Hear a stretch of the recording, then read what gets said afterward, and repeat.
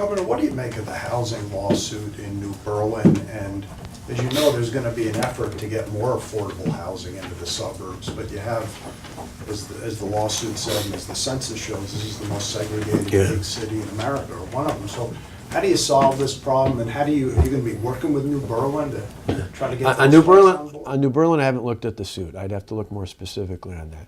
Larger context of affordable housing. I mean, one of the things we've been looking at with WIDA is, while we'd like to see more housing options throughout the metropolitan area here, we haven't put a heavy push on housing, mainly because to have a housing market, you got to have people working.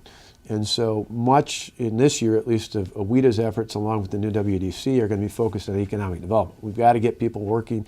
We've got to get people in the jobs, so then that even with supportive, affordable housing, they've got a job that puts them in there. There's a racial component that you're just not going to be able to get affordable housing into the suburbs here. Oh, I mean, I don't know that that's the case. I mean, I look in, some communities are better than others. I mean, you see, Wauwatosa, where I live, is increasingly, particularly on the east side, where you've got more young families. I see it even in Wauwatosa East, where my kids go. You've got a much more integrated, much more middle class integration. The kicker, though, is not just based on race, but also based on income. And that's why the bigger issue to me is not just about housing, it's about the jobs, it's about the economy. Waukesha County, Washington, Ozaukee. Well, I think you're gonna see it elsewhere, but again, I think it's a part of about having more jobs, not just in Milwaukee, but in the metropolitan area.